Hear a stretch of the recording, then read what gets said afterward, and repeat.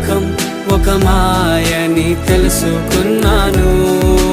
ఏది నా సొంతం కాదనుకున్నాను. తప్పిపోయిన కుమారుని నేనైతే నా కొరకై నిరీక్షించే తండ్రి నా యేసు. తప్పిపోయిన కుమారుని నేనైతే నా కొరకై నిరీక్షించే తండ్రి నా యేసు.